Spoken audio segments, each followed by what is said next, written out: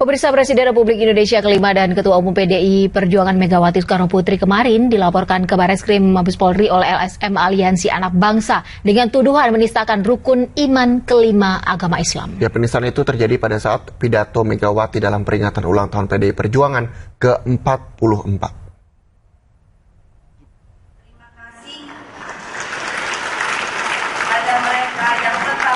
Putri Proklamator yang juga Ketua Umum Partai Demokrasi Indonesia Perjuangan Megawati Soekarno Putri dituding telah menistakan rukun iman kelima agama Islam. Dugaan penistaan itu terjadi saat Megawati memberikan pidato politiknya saat ulang tahun PDIP ke-44 di Makassar. Dalam pidato tersebut, Megawati mengatakan para peramal masa depan dengan fasih meramalkan yang akan pasti terjadi di masa yang akan datang, termasuk dalam kehidupan setelah dunia fana. Kalimat tersebut itulah yang dianggap telah menistakan agama Islam oleh Humas LSM Aliansi Anak Bangsa Gerakan Anti Penodaan Agama Baharu Zaman. Pun memosisikan diri mereka sebagai pembawa self-fulfilling prophecy para peramal masa depan. Mereka dengan fasih meramalkan yang akan pasti terjadi di masa yang akan datang, termasuk dalam kehidupan setelah dunia fana. Padahal notabene mereka sendiri tentu belum pernah melihatnya. Nah, ini yang menjadi dasar saya melaporkan Ibu Mega. Karena di dalam dunia fana, setelah dunia fana ini, berarti kan ini dalam arti kata sebagai pandangan orang Muslim, ini hari akhir. Hari akhir itu hari kemudian. Ya, alam akhirat. Dan tentang alam akhirat itu tercantum dalam rukun iman, yaitu rukun iman yang kelima. Sementara kuasa hukum pelapor, Azam Khan, mengatakan pernyataan Megawati telah menimbulkan keresahan di masyarakat. Hanya terhentak dirinya melihat ada sebuah ketidakadilan. Apa ketidakadilan itu? Yang dimaksud ketidakadilan itu bahwa ada sebuah penodaan, ada sebuah kebencian yang kebetulan unsur itu masuk dalam agama, dalam kurung Al-Quran. Dalam laporan, Megawati dijerat dengan pasal 156A tentang penodaan agama. Dari Jakarta, Helmi Sajangbati, MNC Media memberitakan.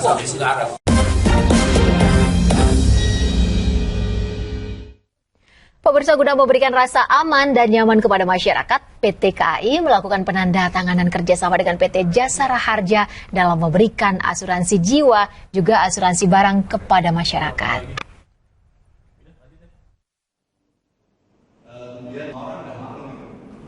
Acara dibuka oleh sambutan dari Direktur Keuangan PT KAI Didik Hartantio dan diikuti oleh sambutan yang diberikan Direktur Jasara Harja Budi Setiarso beserta Direktur Utama PT Jasara Harja Putra Suntoro.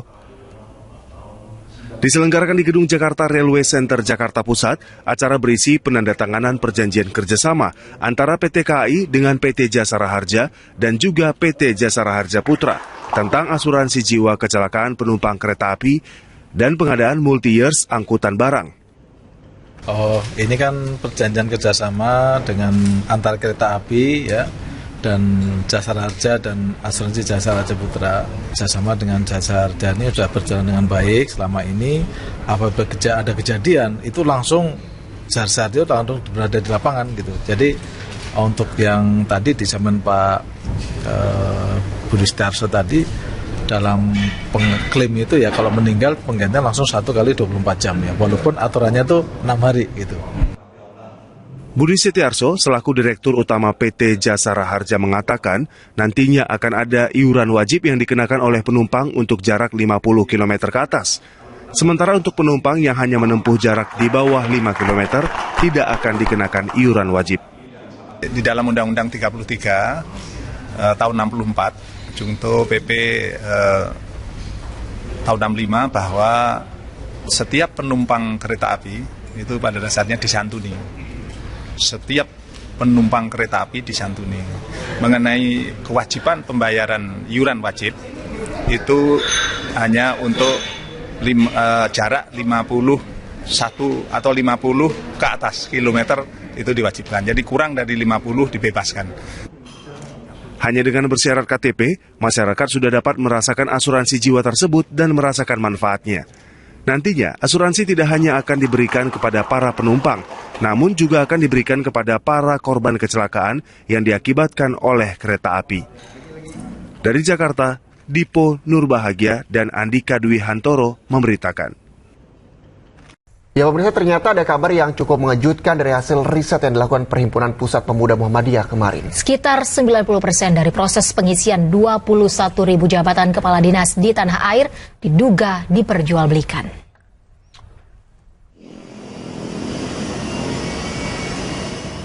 Diskusi dan pemaparan hasil riset mengenai praktek jual beli jabatan aparatur sipil negara bertempat di Auditorium Kiai Haji Ahmad Dahlan PP Muhammadiyah Jakarta Pusat. Dalam pemaparan risetnya, Dhanil Ahzar Simanjuntak selaku Ketua Umum PP Muhammadiyah menemukan hal mengejutkan bahwa sekitar 90% dari proses pengisian 21.000 jabatan kepala dinas di 34 provinsi dan 514 kabupaten di tanah air diduga diperjualbelikan. Praktek jual beli jabatan ini lebih banyak dilakukan saat menjelang pilkada dengan rata-rata rente jabatan senilai 200 juta rupiah. Penegakan hukum terhadap jual beli jabatan ini jarang dilakukan karena satu-satunya penegakan hukum ketika ada tangkap tangan. Nah, tapi pengusutan lebih lanjut itu nggak banyak. Padahal kalau Anda lihat tadi publish hasil penelitian itu besar sekali. Bahkan KSN nyebut hampir 90%. Mutasi atau pergeseran jabatan di ASN di setiap level pemerintahan itu ada transaksinya. Gitu. Dari survei yang dilakukan, dugaan potensi uang yang mengalir bisa sekitar 44 triliun rupiah. Kepala Staf Kepresidenan Teten Masduki yang turut hadir sebagai pembicara dalam diskusi ini sangat mengapresiasi survei yang dibuat oleh pemuda Muhammadiyah dan diperlukan pengawasan dalam hal ini ke depannya oleh pihak pemerintah.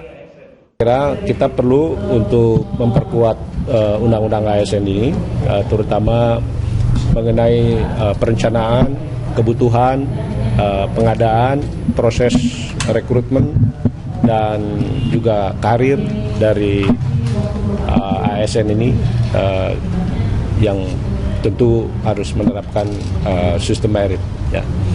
Nah, ini juga satu bukti bahwa pengawasan ASN juga masih lemah.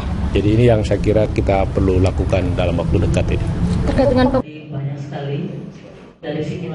Dari Jakarta, Tito Bosnia dan Laksana Tiara memberitakan.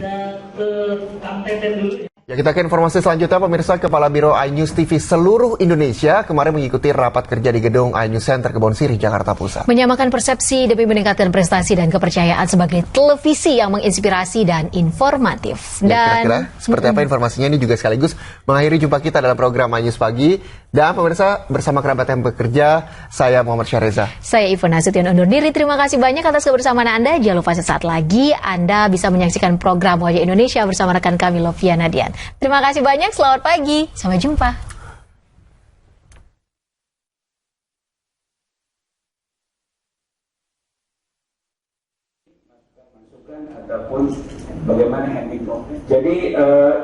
Rapat kerja ini diikuti oleh seluruh kabiro iNews TV di Indonesia. Bertempat di gedung iNews Center lantai 3 Kebun Sirih, Jakarta Pusat, rapat digelar dengan tema One Time Together Weekend Achievement.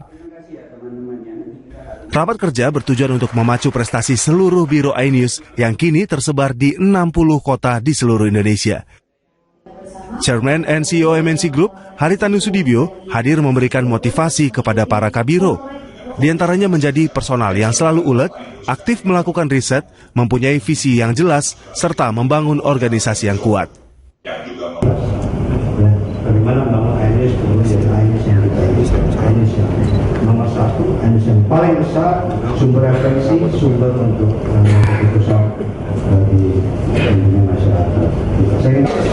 iNews sebagai TV berita harus menjadi televisi yang berpengaruh terhadap Indonesia gitu, berpengaruh terhadap masyarakat, memperbaiki masyarakat, membangun masyarakat, dan juga tidak hanya dari skala televisinya, tapi juga harus dari skala pengaruhnya gitu. Di besar pengaruhnya, besar televisinya, dan semua juga besar bisnisnya. Itu adalah visinya jelas dari Pak Hari untuk iNews TV, dan kami di iNews ya harus menargetkan itu sebagai visi kami untuk kami jalankan.